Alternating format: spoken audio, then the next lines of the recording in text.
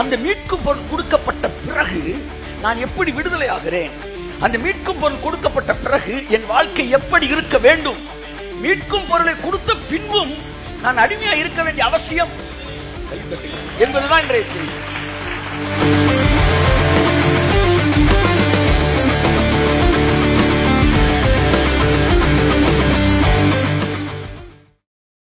எல்லாம் சொல்லுங்க, மீட்கும் பொருள். Come on, say மீட்கும் பொருள். மீட்கும் பொருளை கண்டுபிடித்தேன். உங்கள் வாழ்க்கையிலே நீங்கள் கண்டுபிடிக்க வேண்டிய மிகப்பெரிய விஷயம் என்ன தெரியுமா? மீட்கும் பொருள். இந்த 32ஆம் அதிகாரத்துல தான் எலிகு வாயை திறந்து பேச ஆரம்பிக்கிறார். எலிகு தான் இந்த 4 பேர் ஃப்ரெண்ட்ஸ்லயே ரொம்ப யங்கஸ்ட். இவங்க 3 பேரு, அடுத்து யோபு, மொத்தம் 4 பேரு. இவங்க மாறி மாறி பேசுறத பார்த்துக்கிட்டே இருக்கிறான். யோபு பேசும்போது எலிகு முகத்தை பார்த்து கூட பேசலன்னு எலிகு சொல்றாரு. அப்படின்னா என்ன அர்த்தம்னா, என்ன நீ கன்சிடரே பண்ணல. நானும் பொறுமையா இருந்தேன். சரி, முடி நரைச்சவங்க எல்லாம் பேசட்டும் இருந்தேன், வயதானவர்கள் பேசட்டும், விருத்தாப்பியம் உள்ளவர்கள் உரைக்கட்டும் என்று இருந்தேன், வயது சென்றவர்களிடத்தில் ஞானம் உண்டு என்று நினைத்தேன்.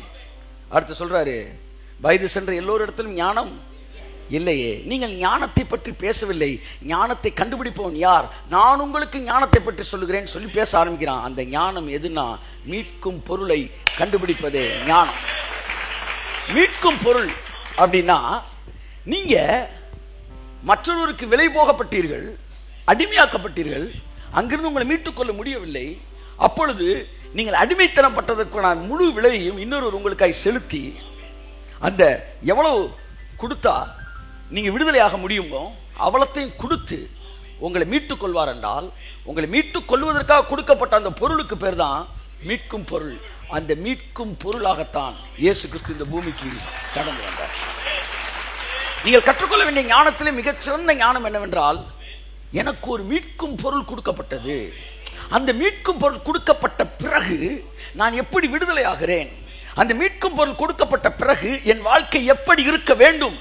மீட்கும் பொருளை கொடுத்த பின்பும் நான் அடிமையா இருக்க வேண்டிய அவசியம், கை தட்டுங்க, என்பதுதான் இன்றைய செய்தி.